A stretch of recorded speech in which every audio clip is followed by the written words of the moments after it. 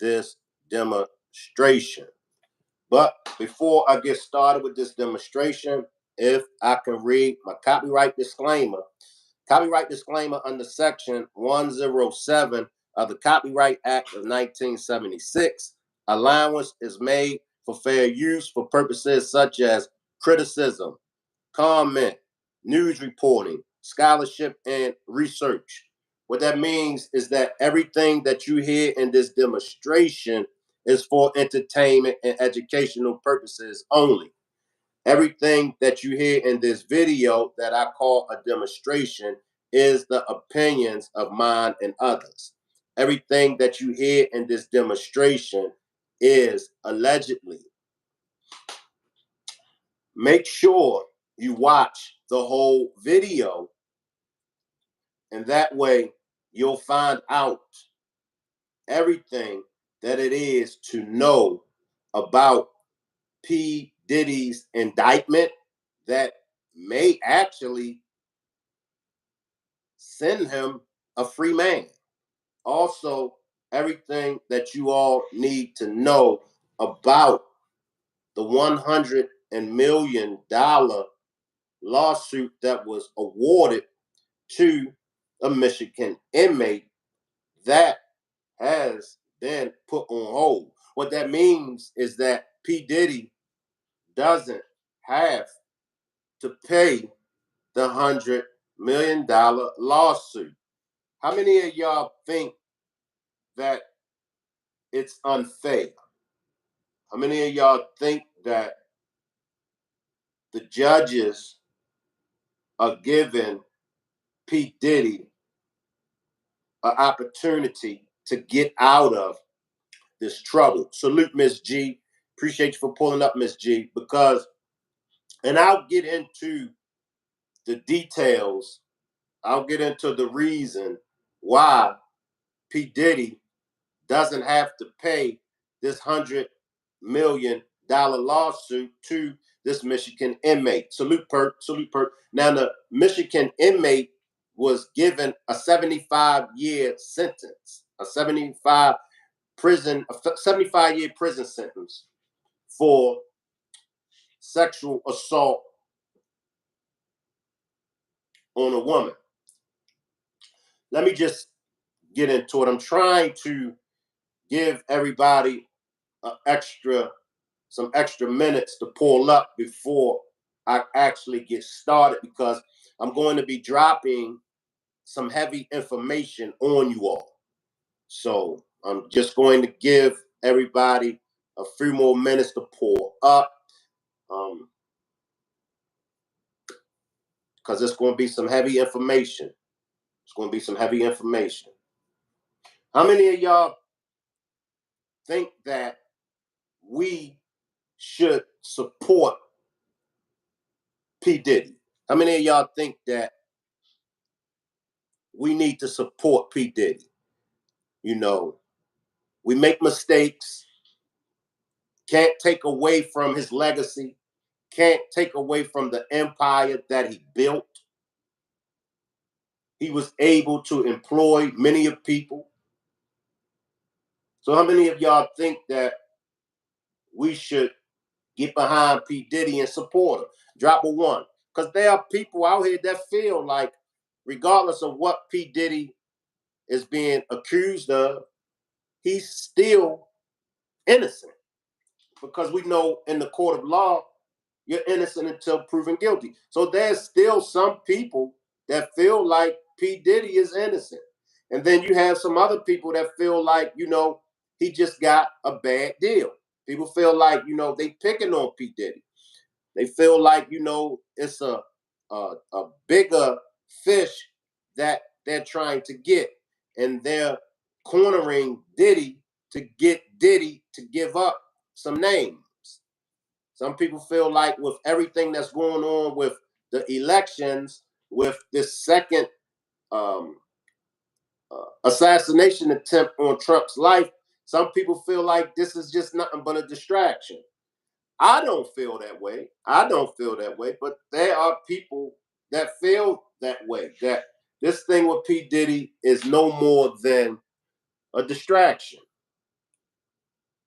I don't feel that way. So it says Sean Diddy Combs is seeking to overturn $100 million sexual assault judgment won against him by a Michigan inmate earlier this week, claiming he was never served with the frivolous lawsuit. Perp says, I didn't get my notification. I was strolling and saw you live. Appreciate that, Perp. I don't think I sent the notifications out. I was rushing today, so my bad. I apologize, because normally I do send out the notification. I'll send out the notification. So my bad. I apologize. I was rushing today because I came across all this information. And so, I was just piecing it all together. And so I got kind of busy. My bad, Perk, and everybody else that didn't receive the notifications for this demonstration. So it says P. Diddy is seeking to overturn the $100 million sexual assault judgment won against him.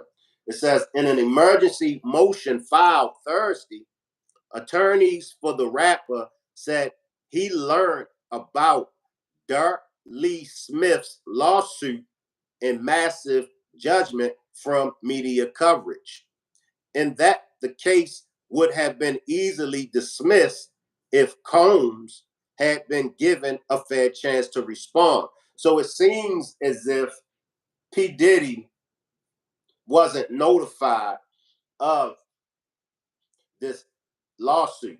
Salute positive vibes, salute positive vibes. And they're saying that this Michigan inmate, Dirk Lee Smith's lawsuit and massive judgment, they said they learned about it from the media, from media coverage. They're claiming, that they didn't send it to his residence where he resides at. It says this is a ferocious lawsuit against a prominent businessman based on obvious fabrications filed by a convicted rapist and serial litigant with an overactive imagination and a thirst for fame. And this is what P. Diddy's lawyer wrote. So they're basing it on, look, he's a convicted rapist with a serial litigant. His imagination is just a thirst for fame. Now, are we going to look at it from the perspective of, this guy, he's doing 75 years for raping women? Why is he coming forward to try to say that P. Diddy sexually assaulted him? Just because he's been convicted, just because the guy, the Michigan inmate, just because he has been found guilty, does that make him not credible, or does that make it a lie of him saying that P. Diddy sexually assaulted him? Kenny says, and they found 1 million bottles of tube in his house. I mean, it's a known fact. Let's call a spade a spade. It's a known fact that P. Diddy is allegedly a freak. It's a known fact. Look, we can play the innocent until proven guilty. We could play that, but let's just be honest. We don't even have to put on our thinking caps to understand that allegedly P. Diddy is a freak. Perp says he's been saying this about Diddy for a while. So this is nothing new. My man just didn't wake up one day and decide that he was going to press charges against P. Diddy. And the cold piece about it, he's not the only male, he's not the only man that has came forward with a lawsuit against P. Diddy.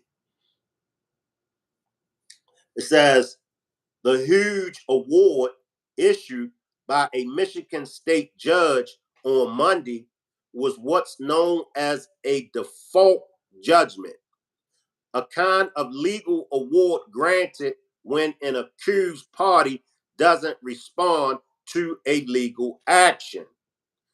Court records showed that attorneys for Combs never participated in the case nor filed any kind of response. What does that mean? What does that mean? Now, I'll tell you what that means. That means there's a loophole.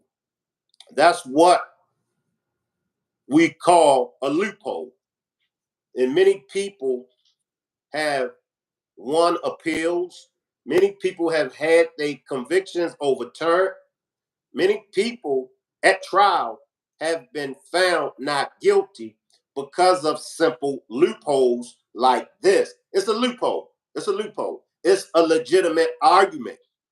It's a legitimate argument. This is a legitimate argument.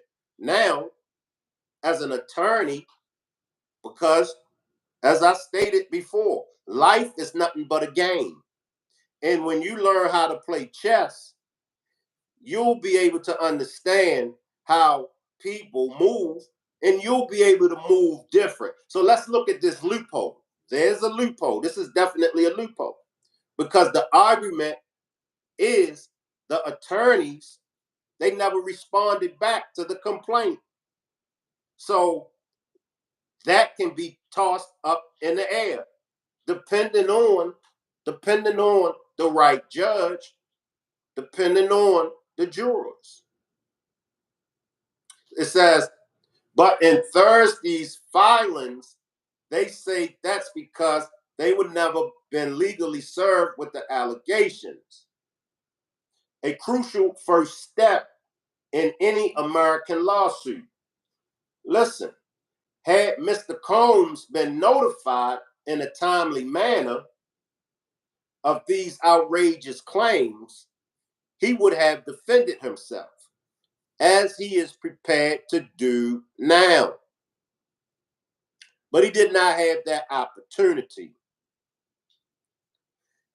At a hearing last month, the judge overseeing the case said Cardella Smith had supplied sufficient proof that he properly served Combs via certified mail, which requires confirmation of receipt.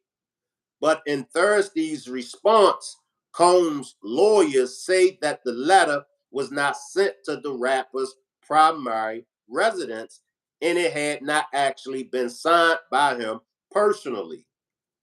Loophole. They have a legitimate argument. Will they win? Who knows? It says, accordingly, the default judgment must be set aside. Lawyers for Diddy write. It goes on to say, once one of the most powerful men in the music industry, Diddy has been hit with at least 8 civil lawsuits alleging sexual abuse over the past year, including claims by ex-girlfriend Cassie Ventura that were later followed by a video showing him assaulting her. The hip-hop mogul is also facing an apparent federal criminal investigation after authorities raided his home in March. It says Cardella Smith sued Combs in June, claiming the rapper had spiked his drink and sexually assaulted him at a party in 1997. But in Thursday's filings, the rapper's lawyers said the inmate's allegations are objectively unbelievable and that no lawsuit could be more ferocious. Plaintiff alleges that he was sexually assaulted in 1997, but he cannot keep his story straight as to where this supposedly occurred. Combs' lawyers write, aside from the assault, plaintiff alleges a fantastical conspiracy between Mr. Combs and numerous high-ranking Wayne County judicial and law enforcement officials. As attorneys for Diddy repeatedly pointed out in their filings, Cordella Smith, 51, is serving multiple decades long sentences for a variety of crimes, including first-degree criminal sexual conduct and 2 counts of kidnapping. The earliest he can be released from prison is 2036. The lawsuit against Combs is not the first civil action Cordella Smith has filed from behind bars. Last year, he sued a Detroit area Catholic archdiocese, alleging he had been sexually abused by a priest and others between 1979 and 1993. The case was dismissed last month by state appeals court, which ruled that Cordella Smith's allegations were barred by the statute of limitations. In their response Thursday, lawyers for Diddy said that same defense would also apply to the current lawsuit. As ridiculous as the allegations are, if every word of the complaint were true, the actions would still be completely non-viable because the statute of limitation on the claims asserted expired almost 17 years before the case was filed. Positive Vibe says, don't let the words get you today. So there's a loophole. This is a loophole. If in fact it might stand because the attorneys never responded back. They never responded back to this lawsuit. They're also claiming that the lawsuit was sent to a home that P. Diddy doesn't occupy. So that $100 million lawsuit that P. Diddy was smacked with last week has been put on hold.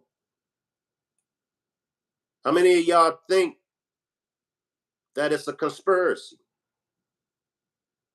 I want to also talk to y'all about this indictment, the P. Diddy's indictment.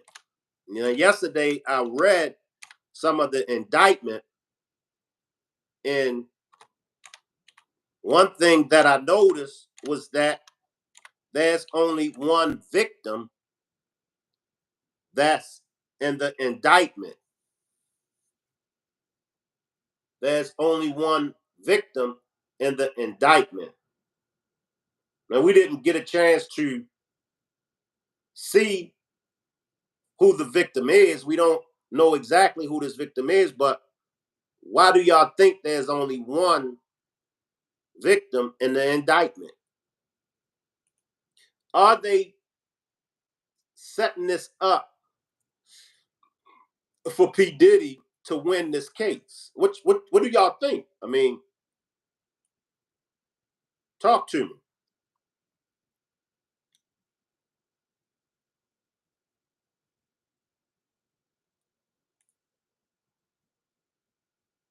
Salute Zena. Salute Zena.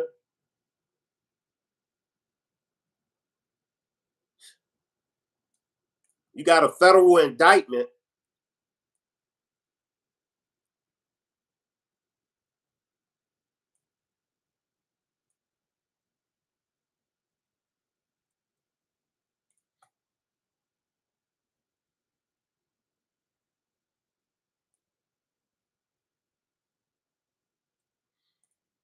How many of y'all had a chance to see the indictment? How many of y'all had a chance to read the indictment?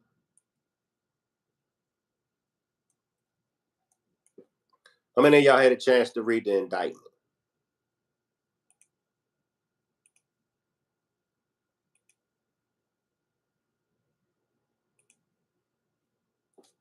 How many of y'all think that P. Diddy will go free?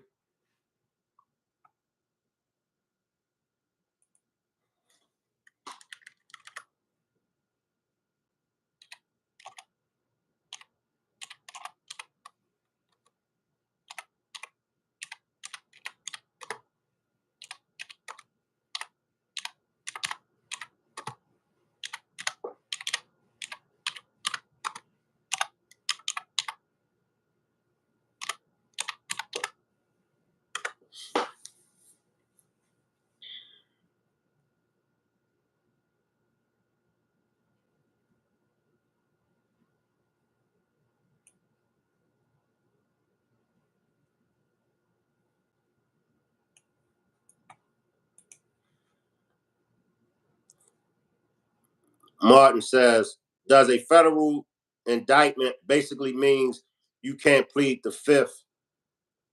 I'm not sure. I'm not sure. Is there any legal experts in the chat? Are there any legal experts in the chat? If they are, can you answer this question for me and Martin? Does a federal indictment basically mean you can't plead the fifth? I'm not sure.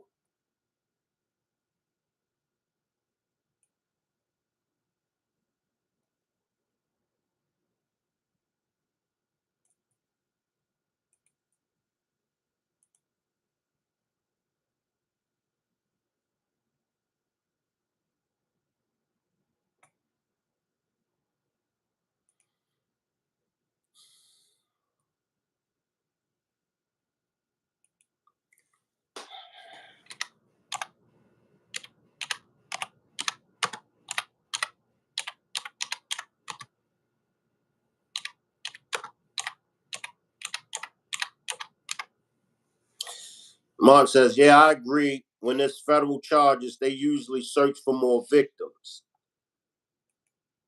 Now, I do know in a federal indictment, they can add more charges. I do know that. I do know that in a federal indictment, they can add more charges to the indictment.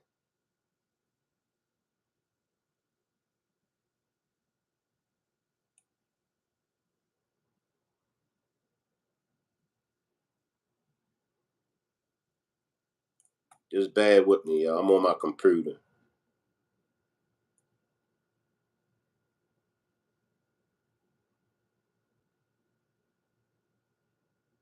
Bad with me.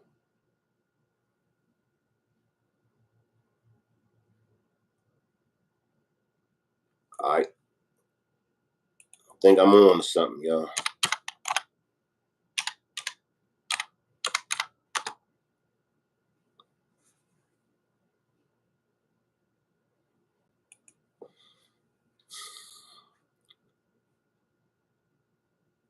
Mm.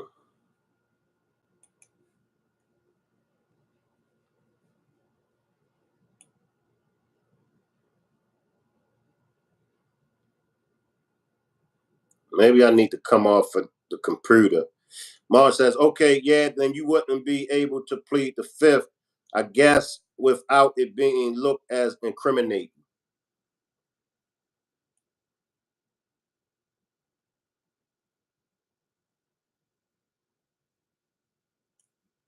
That's crazy, y'all.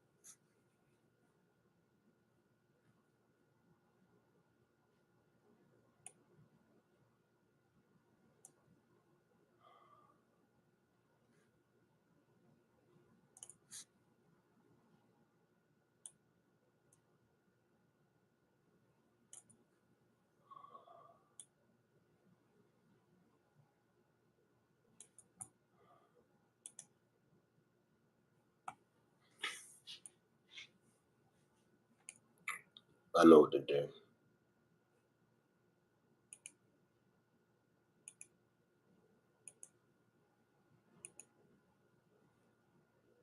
That's how we're going to do this, y'all.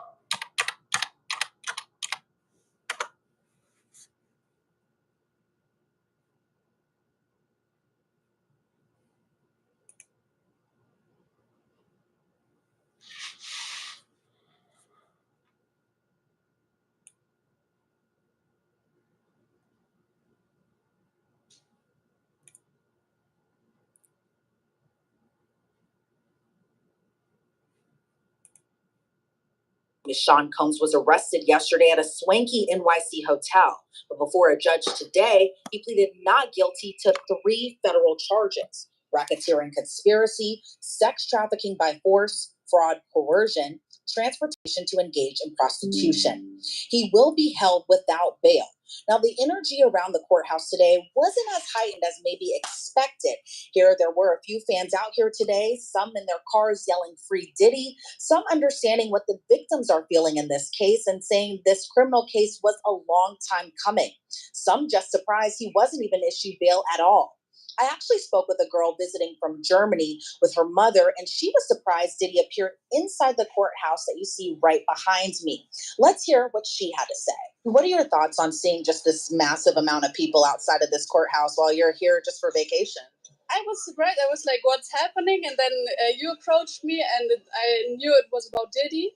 And I knew from like German journals and television that this is happening, but it's surprising to see it like live. And and I think it's good that like sexual harassment and this is getting a lot of attention, because most of the time, even with like famous men, it's held down and nobody speaks about it. And I don't know if he maybe gets a career afterwards. I don't hope. But yeah, we will see. Now, through an attorney, the defense is reportedly confident in this case, as Sean Combs' attorney, Mark Agnifilio, said he'll fight like hell for his client. So this was the first step. We have a bail appeal scheduled for tomorrow at 3:30 in front of Judge Carter, the district judge assigned to this case. I think that we made the points that we've been wanting to make. I think it came out. Mr. Combs is a fighter. He's going to fight this to the end. He's innocent. He came to New York to establish his innocence. He's not afraid. He's not afraid of the charges. There's nothing that the government said in their presentation today that changes anyone's mind about anything. He's been looking forward to this day. He's been looking forward to clearing his name, and he's going to clear his name. And we're going to stand by his side as he does. We believe in him wholeheartedly. He didn't do these things. This was a 10-year relationship. There's no coercion. There's no crime. There's basically just, someone who brought a civil case and now is finding themselves as a witness in a criminal case. And we're going to fight this case with everything we have, as is he.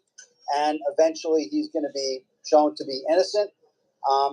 And so tomorrow we fight again, and we'll fight every day until we don't have to fight anymore. So here's what happened this afternoon. Diddy appeared in this federal courthouse that you see again right behind me. Now, according to sources inside that building, he appeared stone-faced and uncuffed while at the defense table. His arraignment began around 2:30 Eastern today with some supporters on his side, including his 3 adult sons, that's Justin, Quincy, and Christian. Prosecutors say Diddy is dangerous and used his power, authority, and intimidation to essentially get away with his crimes. Under the indictment, it says, the defendant abused, threatened, and coerced women and others to fulfill his sexual desires, protect his reputation, and conceal his conduct. Now, during court today, it's been reported the government wants him to be detained ahead of trial. The government argued Diddy set up freak-offs, forcing sex and masturbating during it. He also filmed some of those encounters. He stocked the room with narcotics so that female victims could continue for multiple days. Prosecutors say the defendant committed other physical assaults, kidnapping, and arson. He surrounded himself with and used firearms, including the 3 defaced AR-15s that were seized, 1 in LA, 2 in Miami, in his bedroom closet. Now, while the victim hasn't been named, you can't help but think it's Cassandra Ventura, better known as Cassie, as many of the claims in the indictment echo her November 2023 lawsuit. One argument made by prosecutors was the victim sought to leave a freak-off and he assaulted her. When hotel security was helping the victim leave the hotel, the defendant attempted to bribe the officer with a handful of cash. The guard refused to be bought. The defendant tried to get the video. Now, this echoes the video that was released by CNN just months ago, where Diddy is seen brutally assaulting his then-girlfriend Cassie at an LA hotel around March of 2016. Now, the prosecution argued the video disappeared from the hotel's server. It's not a coincidence, prosecutors say. The cover-up continued for another 7 years. There was a civil suit, again, that alluding to Cassie's lawsuit in mid-November of 2023 that detailed this assault at the Intercontinental Hotel. The defendant denied it, calling it lies. This is what prosecutors are saying inside the courtroom today.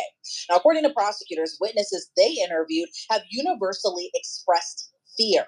The defendant has contacted witnesses who received grand jury subpoenas. He contacted at least one victim as well. Now, while Diddy's attorney argued he's not a flight risk, prosecutors actually say the opposite.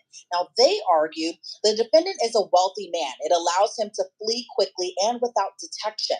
His counsel has taken steps to minimize flight risks to set up the argument made today. But then his incentives were entirely different, and he flew to New York actually 2 weeks ago. Now, it was reported that about 2 weeks ago, Diddy was actually up in Harlem. It's unclear what he was doing there, but there were reports that he did make that visit around 2 weeks ago. And another shocking development, prosecutors say Diddy had what appeared to be narcotics found in his hotel room just last night. Now, pink powder that previously tested positive for ecstasy and other drugs, and prosecutors say this is a heartland detention case. Now, the defense asked the judge for Diddy to be given a bail package, which would include posting a $50 million bail using the equity of his home. But prosecutors say the bail package is woefully inadequate. It only focuses on him being a flight risk. Now, federal prosecutors say that they have spoken to over 50 witnesses. They have sworn out warrants for cloud accounts. The search has yielded 90 cell phones and 30 other devices, including a surveillance system, and the freak-offs were corroborated. Now, meanwhile, the defense said they could tell the indictment was coming in the fall of last year. After federal agents raided Diddy's Miami and LA home in March, defense counsel took Diddy's passports, and anytime he traveled, they actually told prosecutors. That's what the defense says. Now, if you remember from our previous coverage here at Law and Crime, we had reported that Diddy was out kind of gallivanting over the summer, essentially. He was seen in South Florida riding his bike, going to the beach, hanging out with friends. He was seen in LA. He was seen white water rafting in Wyoming. Now, the defense says that prosecutors knew anytime that Diddy was traveling domestically because essentially they wanted to build that trust with prosecutors to ensure that he wouldn't be a flight risk. But the defense argued the raids were frightening. Again, those raids happening in March of just this year. Now, Diddy's attorney, Mark Agnifilo, said that the March 25th raid that happened this year were frightening. He says that lasers were pointed at his children. They were marched out in front of the house with news reporters and helicopters, handcuffed for 2 hours. And again, the children that they're discussing right now is Justin and Christian Combs, who are there and present at Diddy's LA home. They were completely innocent throughout this all. No criminal charges or anything has come about from that case. And they didn't want the raids or anything like that to happen again. At the time of the raids, his attorneys, his being Diddy's, issued a statement in part saying that the raids against both of his homes, again in LA and Miami, were essentially an overzealous use of military level force. The defense went on to say Mr. Combs flew to New York to say, "You want me? I know you want me. Here he is." While worried that he did have an airplane, the defense says that they do have to sell it. There is a financial management company that deals with these types of issues, so they're trying to, again, sell Diddy's private jet to, again, assure that he's not a flight risk. Now, when it comes to the charges, Diddy's attorney argued there's one victim in count 2, the sex trafficking charge. Mr. Combs wrote a very large check to someone he was in a relationship with for 10 years. And then the defense argued that people got in line for checks. He had no idea. 12 victims. Again, this is all alluding to the sexual misconduct lawsuits that Diddy still faces. And the defense says, "I didn't know. I'm happy there's only one." He went on to argue that the case is manageable. Pretrial services says that he has a criminal record, but he was acquitted. He's ready to do that again. So what is Mr. Combs doing in New York City? He, being the defense attorney, says he's here for treatment and therapy. But again, prosecutors say just yesterday, narcotics were allegedly found in his hotel room. Back to the victim in this case, Diddy's attorney argued Mr. Combs is not a perfect person. They say the toxic relationship between the two, again, it's victim 1, but alluding to kind of the lawsuit that happened in November of 2023, you can't help but believe that victim 1 is Cassandra Ventura, better known as Cassie. Now, they say these toxic relationships were mutual. Now he's saying that Diddy is essentially trying to be better for the rest of his days. If there's one thing we've seen, we should stand with people who are trying to get the help that they need.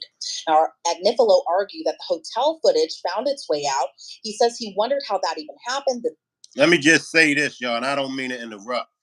To me, if you read between the lines, you're basically saying that he's guilty of something. You're saying, well, he was in New York to get help. You keep stressing, if y'all listen to the attorney keeps stressing that Diddy is not perfect. We know he ain't perfect. We're not eluding that. what we're trying to get you to understand is if he committed crimes, and it seems that he did commit crimes, then he should be brought to justice just like the rest of us when we commit crimes. Let me read a couple comments and then I'm going to jump back. Zena says, if you have been charged with a federal crime or believe you are under an investigation, you are protected against being forced by the prosecutor to testify. Martin says, even when you are under an indictment. Zena says, United States Supreme Court has repeatedly held a defendant cannot be compelled to testify against themselves at their own criminal trial. This right extends to both state and federal prosecutions. Martin says there has to be some consequences or else there wouldn't have to be under an indictment, if that makes sense. Captain Saber Thought says, free Diddy.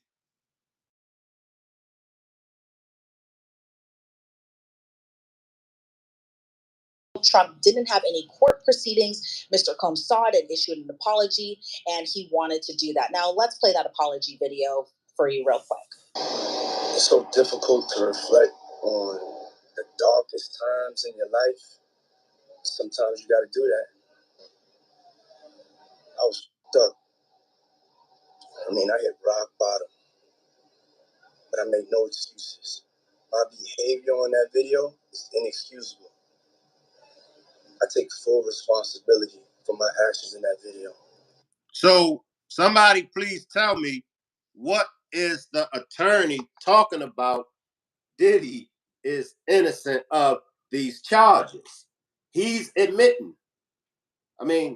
He said, I take full responsibility for my actions in that video. What video? The video with him assaulting Cassidy.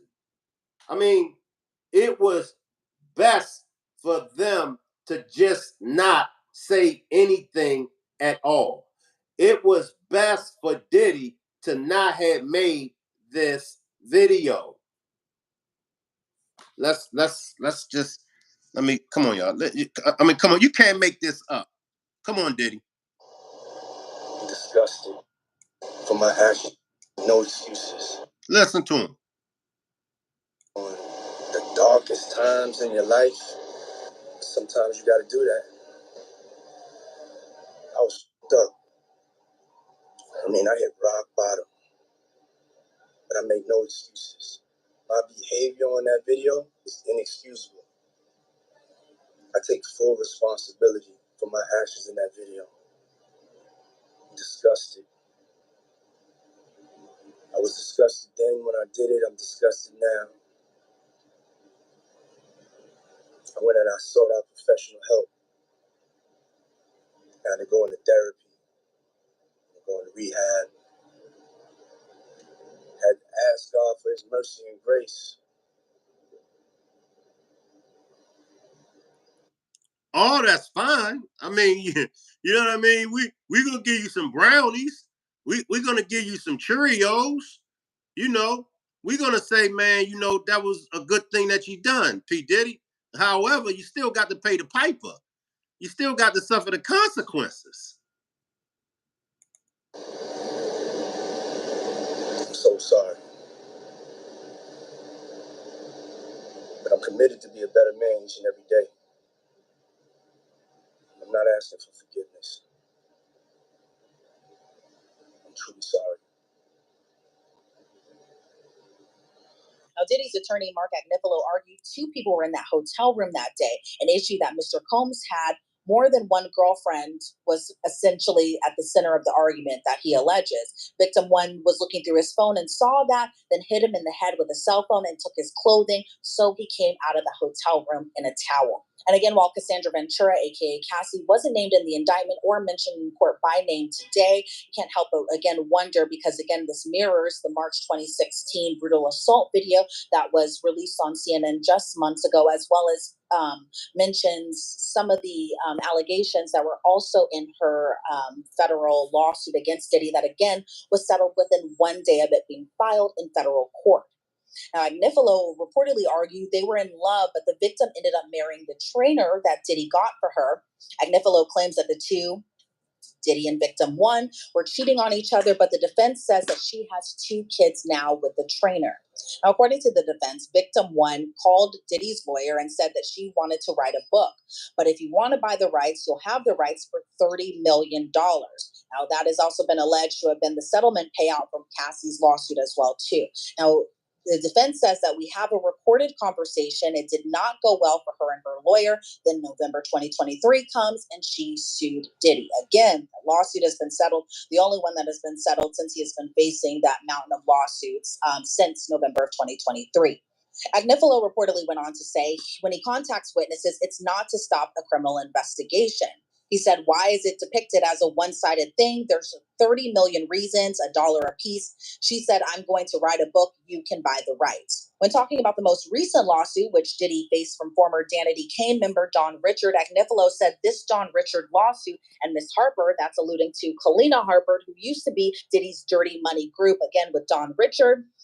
They were from the same band. The lawsuit says that he had a couple of inappropriate things. Miss Harper, again, that being Kalina Harper, said that was not her experience. This is not intimidation, and there was nothing wrong with that. He said, I'm not even sure Don Richard is a witness in this case. My client hasn't done a darn thing. We have interviewed at least 6 of these males. We asked it, did it seem non-consensual? Anyone too drunk or too high? They all said no. He argued, is it sex trafficking if everyone wants to be there? Agnifilo says, no, it's not. We don't want the federal government in our bedroom. Now, according to reports from inside, Mr. Combs says that he had nothing to do with guns and how they're kept inside his house. He needed security in the sections of LA and Miami where he lives.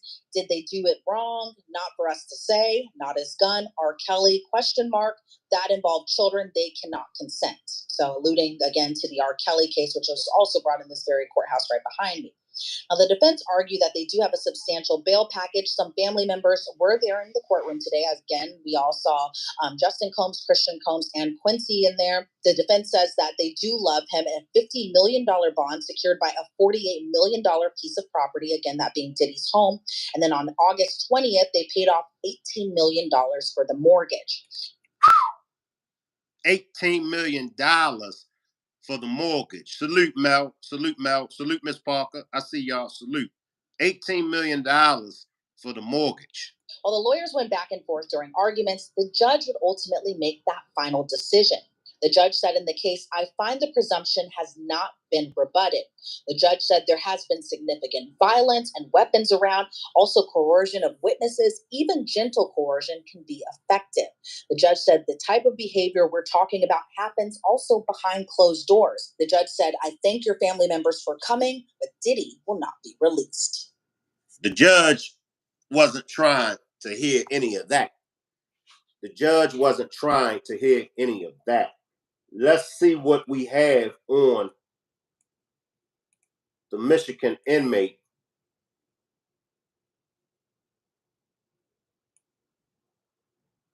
All right, let's come to this one.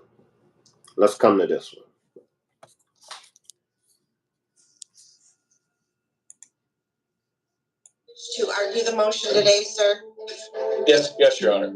Sean Diddy Combs is fighting back against the man who just won a $100 million judgment against him in a sexual assault lawsuit. We're going to break down the latest legal filings from the controversial music mogul. Will he have to pay? We'll talk about it. Welcome to Sidebar, presented by Law and Crime. I'm Jesse Weber. All right, we have this follow-up to a Sean Diddy Combs story that we at the time really didn't know what to make of it. It kind of came out of left field, but it turns out there is a lot happening here. So this concerns Derek Lee Cardello Smith. He is an inmate at Ernest C. Brooks Correctional Facility out in Michigan. He's currently serving up to a 75-year prison sentence for criminal sexual conduct and kidnapping charges. But we aren't really talking about his criminal history so much as we are talking about the fact that he filed a massive lawsuit against Sean Diddy Combs while he's in prison. And now a Michigan court determined he won through a default judgment. And now Sean Diddy Combs is fighting back. There is a lot to get into. I will explain. So, Cardello Smith claims that Combs drugged and sexually assaulted him at a party in Detroit back in 1997. Cardella Smith's complaint against Combs states, quote, "I then went to get another drink and Sean asked me if I needed something else. I said no, and he said, 'Here, drink this one.' And I thought it was another glass of Jim Beam, so I took it because I had sat one down in the other room, and then I drank some more, and I stayed sitting there and began getting drowsy and started to pass out. And then Sean Combs said to me, 'I added a little something to it for you. I will get that from you anyway, one way or another.' I then passed out." And then Cardella Smith claims that when he woke up, Combs allegedly told him that he had assaulted him. Now, Combs didn't use those words, it's more graphic, but essentially he said that he assaulted him while he was unconscious. Cardella Smith claims that he left, never went back. He allegedly filed a police report, but he couldn't talk about what happened to him. He says that it was therapy in prison that helped him realize he was a victim of rape. And then he alleges that after he files this $100 million lawsuit against Combs, he says recently Combs and or his associates came to the Michigan prison in person to see him and to offer him $2.3 million to dismiss the lawsuit.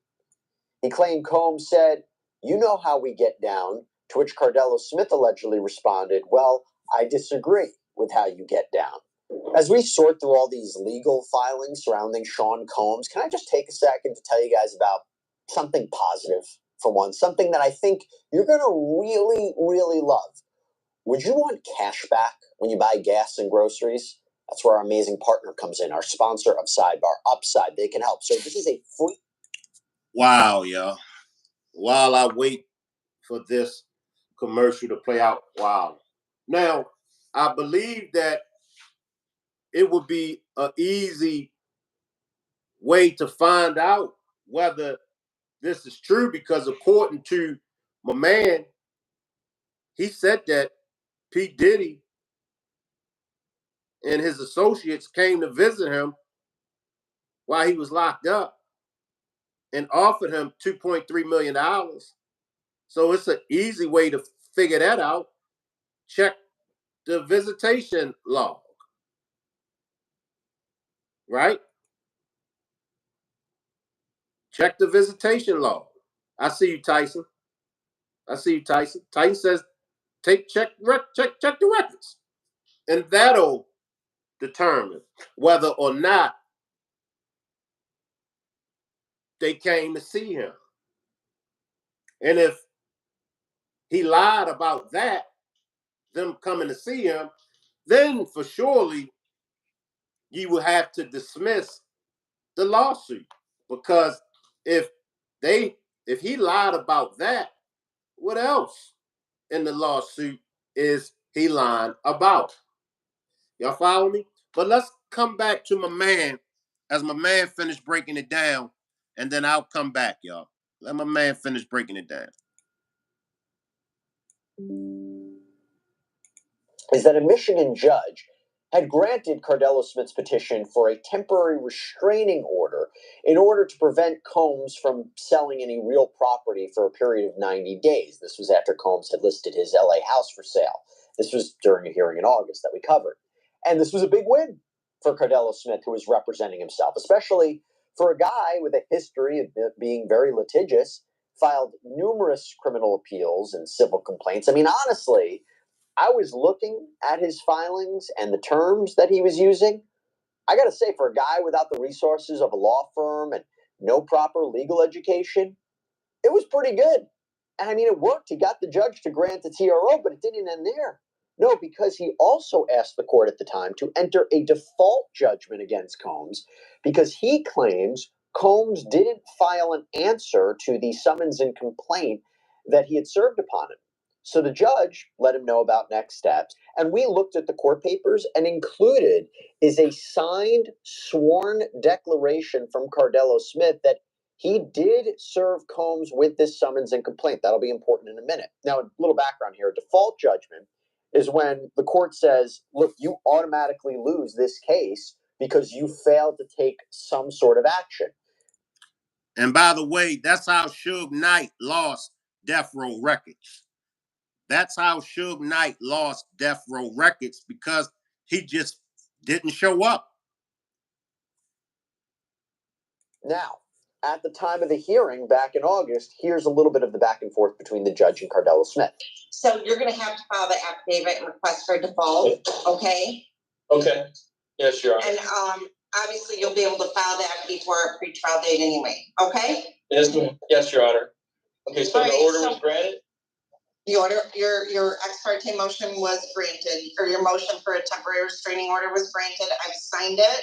And so we'll get that processed and back to you, and then you'll have to obviously serve that on the parties. Yes, ma'am. Thank you. Can your order say any, Your Honor, can you add on your order any Michigan representatives of him acting on his behalf for Michigan properties as well as part of that order? Or does your order cover everything? You provided the order, so I'm going off. Yes, I did. Yes, I did. Yes, I did. Yeah, so I'm going off the order you provided to me, and I've signed that order already. That's what I needed. Thank you. All right, thank you, Your Honor. Thank you, Mr. Cardella Smith, and we'll make sure the writ's done, and we'll see you back in September. Thank you. Thank you. God bless. And that is exactly what happened. Combs apparently never responded, including to appearing at a virtual court hearing, and the court entered a $100 million default judgment against him. So now he has to pay $10 million a month starting in October. Well, as soon as this became public, you know what happened? Sean Combs responded. So that's what we're going to get into right now. What just happened? Sean Combs' legal team made 2 filings fighting back, and we want to talk about them. The first is Combs' motion to set aside the default judgment. And the reason he says is because he claims he was never served with the summons or complaint, despite what Cardella Smith says. Now, I'm not going to play that. Salute, Chen. Salute, Chen. I'm not going to play it.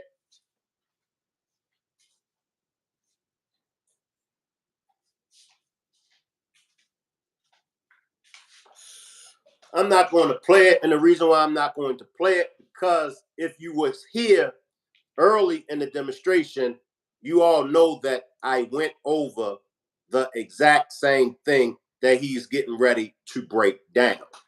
It's a loophole, and I mentioned it by way of loophole. It's a loophole because P. Diddy's attorneys never responded back to the lawsuit complaint. In fact, they say that the address that the complaint was sent to, P. Diddy doesn't reside at that residence. P. Diddy doesn't reside there. So that's why they was unable to be there in court. Salute, Tammy. Salute, Tammy. Now the question is, will this $100 million judgment go away? Any legal experts down there? Will this $100 million lawsuit go away? Diddy has to pay $10 million each month. All right. Now, let's fast forward to what we all have been discussing. And salute, Tommy. What we're going to move to now is there are a lot of people in Hollywood that is worried.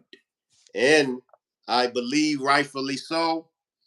They have a right to be worried because word around town is that P. Diddy is going to give up some names.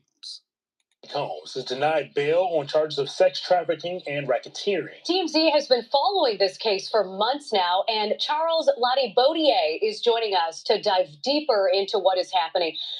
Charles, I mean, shocking is an understatement when you hear the details of this case. What are your thoughts after hearing the indictment yesterday?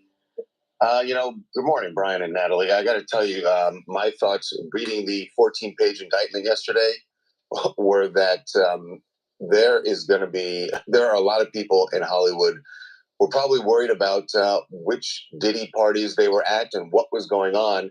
That's not to say that they were necessarily even involved in any of the things that are alleged by the U.S. Attorney's Office. But if you're at that party and it turns out that that's when he set up one of these freak-off sex parties, or that it was going on in another room and you didn't know about it, there's a good chance that you're going to be called by the U.S. Attorney's Office. And certainly if you're involved, you would get a call because they're going to want to know everything you want to know and may even want you to be a witness. I just think, we're just starting to scratch the surface of what this case, this case is going to touch and involve. And the feds have said that this remains an open investigation. There could be more charges for Diddy. There could be more charges for other people involved. And usually the way this works is once they find out other people are involved or were witnesses, they bring them in and they sort of lean on them. And it's sort of like, you're going to cooperate with us, or there's a possibility that you could face charges. So stop right there. Salute, Capricorn Chronicles. I see you. Salute. Stop right there. I mean, when which we already know, they know some of the people that was at them Diddy's party. So we all know how the feds work. And if you don't know how the feds work, I'll just give y'all a brief summary on how the feds work. The feds want a conviction. The feds is going to offer you a way out. The feds are going to show you proof that you was present at these parties. Salute, beautiful nightmare. They're going to say you was at this party this day during this time. You was doing this. During this time, you was doing that. You do know that by law, this is a criminal offense. You do know that, right? Well, if you didn't know, what you participated in was a criminal act. Now, it's two ways that you can go with this. You can either tell us something, give us a name, let us know what this person was involved. Let us know something. In other words, we want you to be a witness. We want you to be a federal informant. Now you got the option of snitching, or you could try your hand against the feds. As I stated yesterday, the feds got a high-ass cop-out rate. I believe it's 96.3, 98.9. I'm not sure. But the feds got a high-ass cop-out rate, whereas though you play with the feds if you want. So let me my man finish. So this is going to be a slow developing case here because we're just getting started, and I don't see how this trial begins anytime before next year. There are a lot of wild allegations in those documents that came out yesterday, including 1,000 bottles of baby oil. What surprised you the most about what you read yesterday?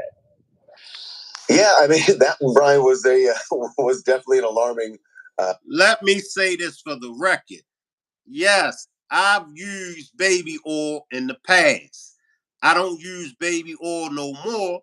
I don't know what the future holds. I might start using baby oil again tomorrow. However, 1,000 bottles of baby oil at one time, hell to the nah. I don't even think in all of my life, all of the baby oil that I use equals to 1,000 bottles. You ain't got to tell Miss Parker to run, beautiful, because I don't use baby oil no more. But what in the hell was he doing with 1,000 bottles of baby oil? I mean, we all watch Pornhub. We all watch what's them other porno sites. We all know what baby oil is for. Now we can act like we don't know. Even the kids know what baby oil is for. So he gets caught with 1,000 bottles of baby oil. What in the hell was he doing? I see you, Miss James. A oil change? Funny. Graph of the indictment when you read that when they raided, I believe it was the Miami home where they found 1,000 bottles of, and they said that these were items that were used at the freak-offs. There were also large amounts of drugs. They said cocaine, ketamine, Molly, GHB, the rape. So the feds say the bottles along with the drugs, but the bottles was used for these freak-offs. Drug. So, they said that the house, according to the feds, that was stocked for these parties that were going on. And then to read. So he had a stock room. Ain't that about a biatch? His ass had a stock room. P. Diddy, P. Diddy, P. Diddy. Maybe that's where the phrase take that comes from. I don't know. I'll let y'all be the judge of that. But what in the hell was P. Diddy doing? Their description of how Diddy, as they say, lured women into joining these parties. And they say that he would meet them or lure them, get to know them, and lure them in thinking they would think that there was going to be a romantic relationship with him.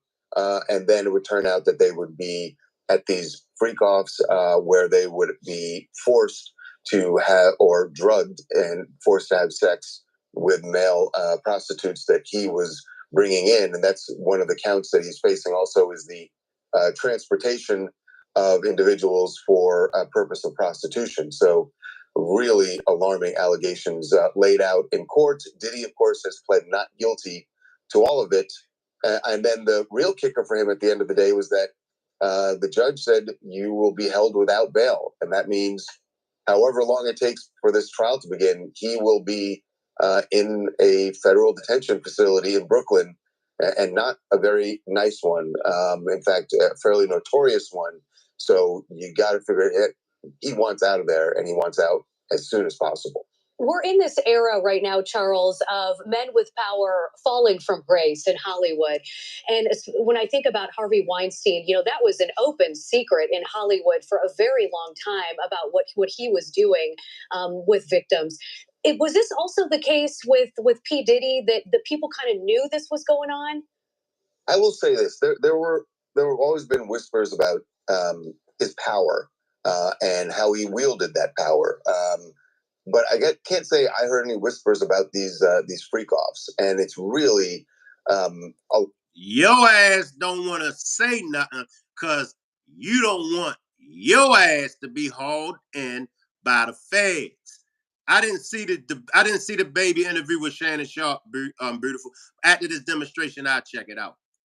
Alarming. We were talking about it yesterday. One, these parties had a lot of individuals. In fact, the U.S. Attorney's Office says that the parties would sometimes go on for days.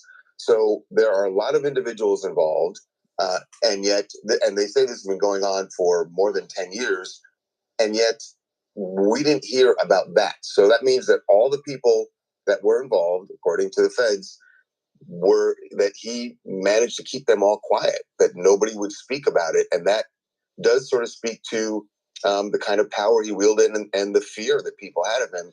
We're also talking about the fact that the beating of Cassie, which was captured on the hotel surveillance video, that was 6 years ago. And alleged when nobody knew about it. Nobody heard about it. Think about all the people that... Nah, I ain't gonna say that. People knew about it. You could best believe people knew about it. They just turned a blind eye. That were at the hotel who may have known about it. People who saw the surveillance video and never spoke about it. And like you said, we're in an era where when things like that happen, people speak out about it. So the fact that no one did, and that it only took this, really Cassie's lawsuit before any of this started coming out, it does kind of speak to the power that he wielded, and that the fact that nobody wanted to cross him. And they were scared. I mean, come on. a man with money, I mean, y'all do the math. Ms. Jan says he needs to stay in there so he can't threaten people. Beautiful says, where is the dude with the umbrella, the zesty man, Alfonso, that used to always be with Diddy? I wonder if he testified. But, I mean, he, like I said, a man with power, a man with money, it's going to be hard to go up against a man with money. Usher? And Charles, what do you think happens next in this case?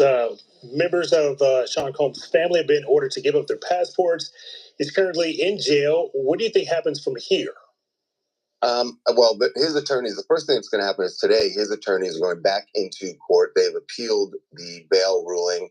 And like I said, I'm sure he wants out, and that's their first job right now is to get him out. They've offered a $50 million package for bail. That was rejected yesterday, but they're going to take another swing at it today. And then after that, what happens, look, he did surrender his passport to his lawyer. We should say the way his team put it out originally, they made it sound like he had turned it over to the authorities. He had turned over his passport back in April to his lawyer, as did his children and his mother. And their point was they wanted to make the case to the court that, look, we're cooperating here. He is not a flight risk. And they feel like that the U.S. Attorney's Office undermined that by raiding his hotel on Monday night and arresting him when they say he was in New York because he was more than willing to surrender. In fact, the plan was for him to surrender on Tuesday. And then for some reason, the feds decided to arrest him Monday night. Diddy's attorneys think they did that so that it would look like he wasn't cooperating, and then the judge would deny him bail, which, as it turns out, is what happened. Well, Charles, thank you so much for your thoughts on this morning. You guys always... What are y'all thoughts? My thought stays the same. I mean, Beautiful says they knew he had that pink fairy dust in his room. I mean, it's a federal investigation. What did you think the feds was going to do? I mean, your client is not being investigated for stealing Girl Scout cookies. Let's get that straight. He's not being accused of stealing Girl Scout cookies.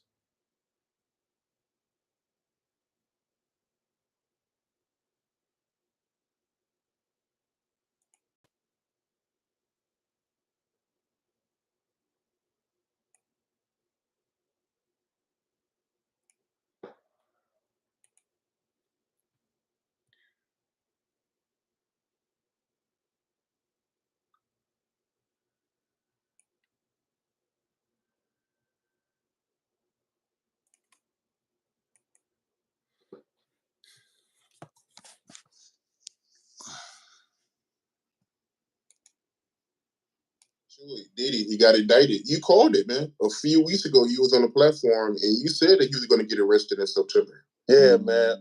Anybody who in law enforcement or people know the law, when Homeland Security ran up into his house, people would tell you, or people knew that it was just a matter of time that they was going to indict him and bring him in to see the judge, bro. It was just a matter of time. I just figured out with the grand jury and their different sessions and stuff like that, and then what one of the witnesses told me, I just figured it out that it was going to be around September that they were going to bring him in, bro. It's people might not understand. It's difficult when you see a brother that has so much promise become an icon as far as in the music business and stuff that he did, to turn around and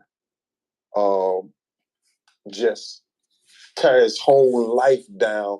But it's all because of his mentors and the people that trained him and taught him the music business. You know, it's all about the people who trained and taught him the music business, because Puff wasn't he wasn't born a monster. You know what I'm saying? He was made into a monster, brother. Do you understand what I'm saying? He was made into a monster. Who made P. Diddy into a monster. According to Gene Deal, former head security of Bad Boys, he's saying Puffy wasn't born a monster. I don't think none of us are born monsters. I could be wrong now. I don't think none of us are born monsters. I believe we all are born pure. I could be wrong. So, but according to Gene Deal, somebody or someone, some folks turned P. Diddy into a monster. Let's listen to some more. From the stuff that happened to him, the things that he had to do. You understand? The things that he had to do to become who he is. You know what I'm saying? You know, it's like this, brother. You never like something so much that you can't do without. And you never be willing to do anything to get where you want to be at. You got to have principles. You got to have morals. You got to keep with that stuff. And in that music business, a lot of that stuff get thrown out the window. You understand? And that's what happened to him. He started doing the things to other people that was done to him. So does that mean that P. Diddy was sexually assaulted? Does that mean that P. Diddy was date raped? Exactly what is Gene Deal trying to tell us? Salute, Jamie. Salute, Jamie. Tammy says, but wasn't Diddy already on the low informant for them anyway? That's what I was always told, that P. Diddy had already for years been an informant. Keep it frank. He was doing the things to other people that was done to him. And it is what it is. You got to know better. And if you know better, you will do better. When he was in New York City, he was like that gecko from the Geico commercial.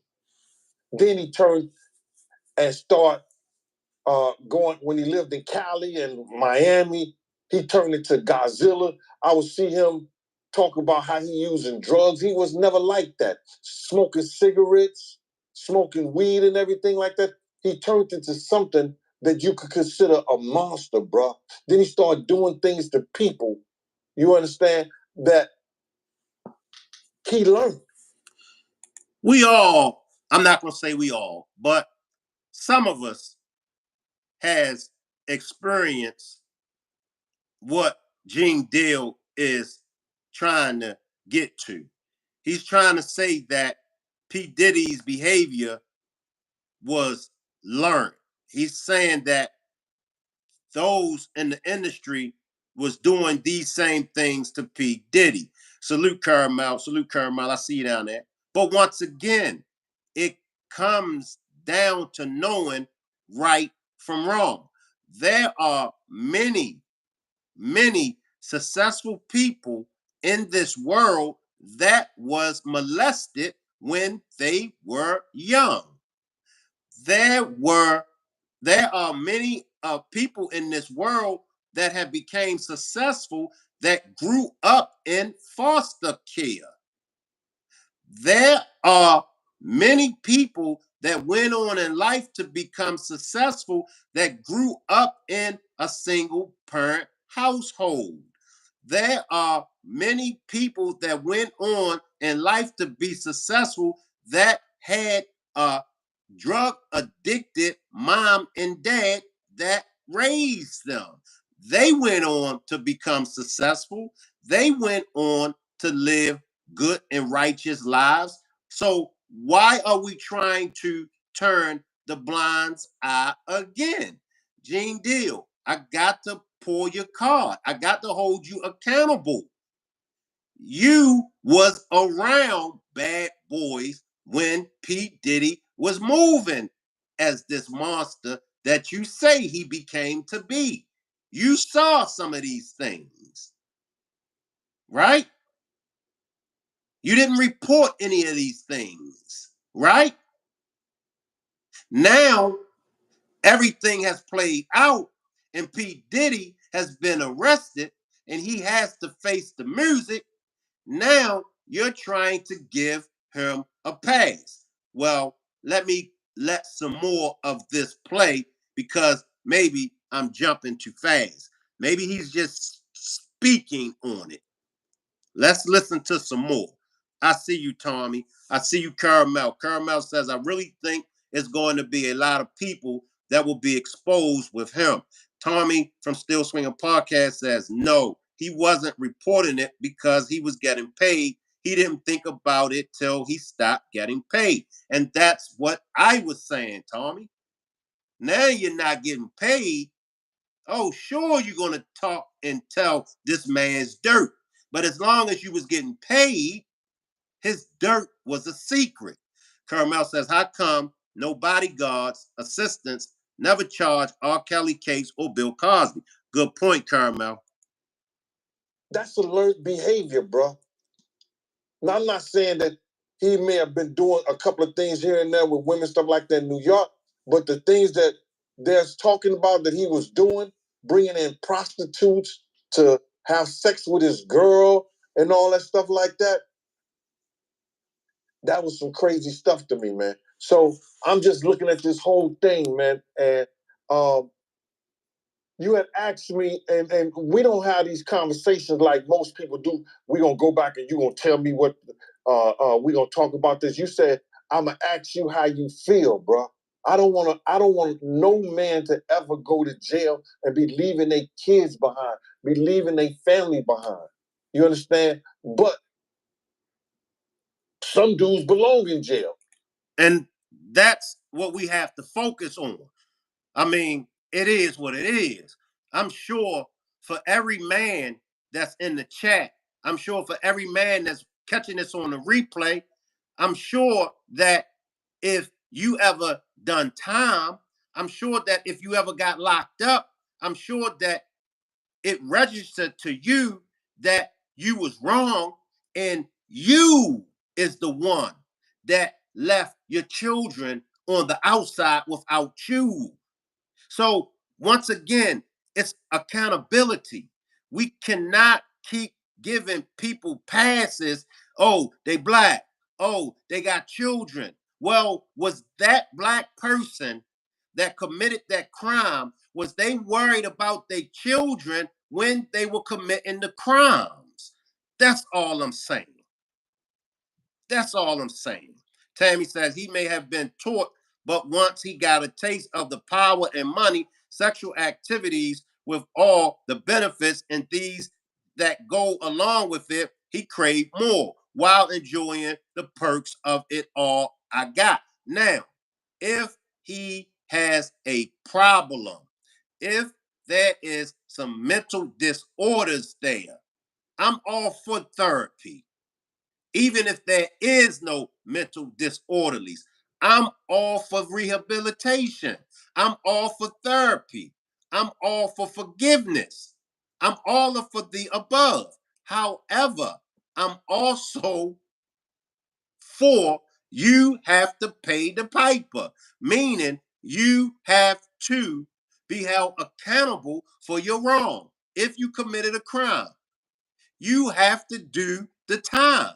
We learned that back in the 60s and the 70s with Beretta. If you can't do the time, let me backtrack it. Don't do the crime if you can't do the time. Based on what they do and how they do it. We know that to be true. And it's just this situation, man, when they get down to all the facts and all what happened, he may belong in jail, bro. And that's not my doing. That's not Cassie doing. That's his doing and his learned behavior from the people that mentored him. I learned things in the streets. I learned how to sell dope. I learned how to stick up people. I couldn't use that as no excuse. I learned how to break in houses. Perk says, I don't like this man. He been holding a lot of stuff too. Exactly, Perk. Exactly. We all learned this behavior. We went to jail. We went to prison. Come on, Gene Deal. I'm about to get back on your bumper. I let up off you for a minute, Gene Deal, but I'm about to get back on your bumper, Gene Deal. You got to realize, man, he learned from Andre Harrell. He learned from Russell Simmons. He learned from Clyde Davis. You understand? When those people are telling you that they were heavy into the drugs, they was heavy into beating women and doing things at that age, at that crazy stage, that's going to make him think that he could get away with the same thing that they was getting away with back then. That's on him. I mean, you basically telling on yourself, Gene Deal. If we're really calling a spade, you're trying to bring Russell. Matter of fact, you're trying to throw Russell Simmons, Andre Harrell, and Clive Davis under the bus. You're trying to say, shit, they put it to P. Diddy. Look, we was doing the same thing. We got away with it. Well, one time my daughter, she got caught wearing corduroy pants. Their policies was you can't wear corduroy pants, right? So the principal called me up to the office, to the school, because they were sending my daughter home. Now, of course, we all grew up wearing corduroy pants, but they policy, you can't wear corduroy pants. So, I'm in there and I'm going off. And I'm saying, man, I'm sure it's other kids in here with corduroy pants on. You ain't sending them home. And guess what the principal said? The principal said they didn't get caught. Your daughter got caught. So Clive Davis, Andre Harrell, Russell Simmons didn't get caught. P. Diddy got caught. You understand? The things that he was saying, the touchy-feely between two men and all that stuff like that, man. All that, he learned that from them dudes. When I told y'all the story, when me and my man went up to Russell Simmons, and he had a house, and he had a man in bikini drawers in his bedroom, in his bed. You understand? Bro, this is that he learned. I'm assuming he learned it from them. Let me put that. And I'm not going to say alleged, because I saw that for my own self. My man was with me, Slick was with me, and we saw that for our own self. You understand what I'm saying? So these are behaviors and things that with drugs and all the stuff that's going on, pills, drinking, it can make this man into a monster, and that's what it did, bro. It made him into a monster, bro. I personally feel like he got a lot of the things that he did from his mentor, and then he probably did it to the 10th power. You understand? Russell Simmons admitted that he was a drug abuser. You understand? Russell Simmons admitted that he used to put his hands on women. So it's a learned behavior, bro. Some of that stuff may be in him through his childhood. Through his childhood, he may have some of that things in him, but a lot of things that he was doing was a learned behavior, bro. You just don't just turn it in a matter of years, the way he was doing people, man. You understand? Check this out, bro. He led Biggs to his death. He caused a rift between Wolf and BMF. Stop right there. I see you, Ann. Salute, Ann. I see you, Ann. Now, he said he led Biggie to his death, right? That was in 1997, right? Now, that was before the sexual predator. That was before the freaky. That was before the monster that we know of P. Diddy today was on the scene, correct? correct? But his own words, Gene Deal's own words, 1997, he led Biggie to his death. I mean, let me just find out from y'all. Let me find out from y'all. Why do the righteous get persecuted? For all my biblical scholars, for all my religious folks, why do the righteous get persecuted? Why do the wicked and the evil ones go without being punished? Y'all let me know. Let me know. Why? Why do y'all think the righteous get persecuted? Y'all know the real ones? Y'all see the real ones? Right? And y'all ask yourself, why do the real ones get hated on? Why do the fake ones make it? Right? Why is it the fake ones that you see winning, and then the real ones, they get the short end of the stick? Why is my man down the block that has been working a 9 to 5 all his life, not into the latest fashions, good man, want to give this woman the world? He wants to treat this woman like she's a queen. He works. He got a future ahead of him. He's doing the right thing. But this woman that he is chasing after, this woman that he's trying to date, she don't want him. She passes him by. But now my man across the street, he's a straight fool. My man across the street, if you look at him wrong, he'll blow your brains out. My man across the street don't got no money. My man across the street, when he see this woman, when he see this female, he say all kind of wild stuff to her out of pocket. He disrespects her. Right? Why do she wants to be with my man across the street? I'm going to ask again. Why do the righteous get persecuted? Why do the wicked and evil ones go without being punished? That's for my religious folks.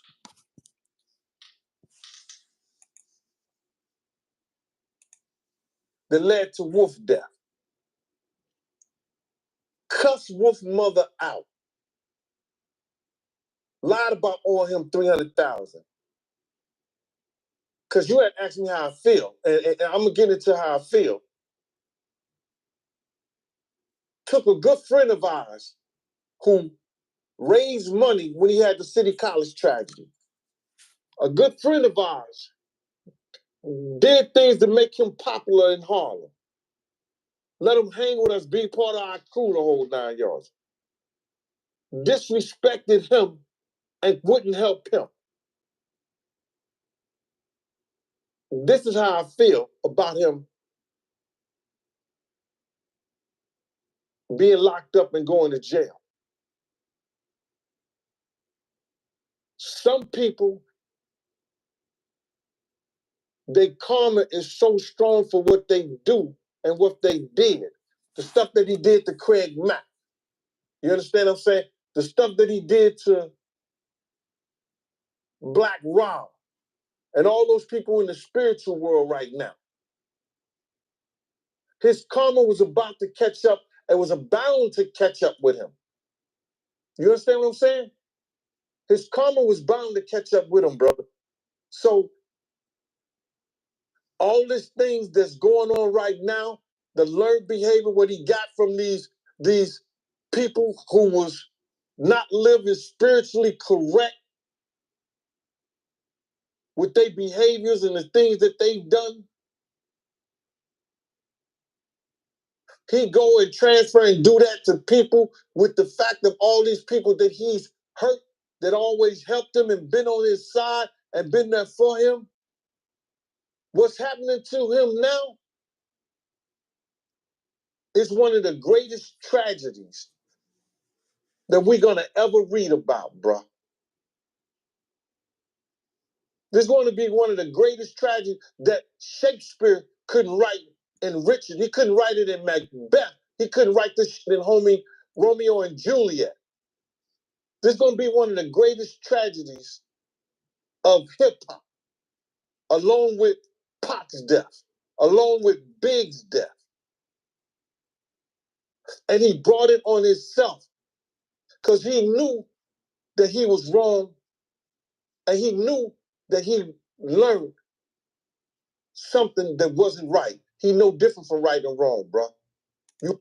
Gene, are you, man, let me let him finish, man. What's wrong with Gene Deal, man? Seriously, let me let him finish, man. You have a way to change. You know when something is right and when something is wrong, and you know if you're wrong, you get help.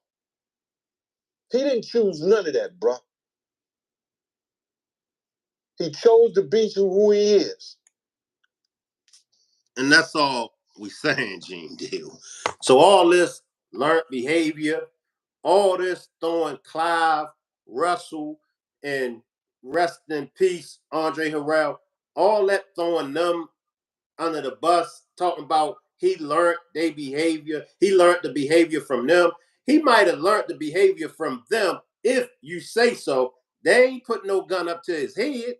They ain't put no gun up to his head and tell him, look, this is what you need to learn. Look, this is what you better do.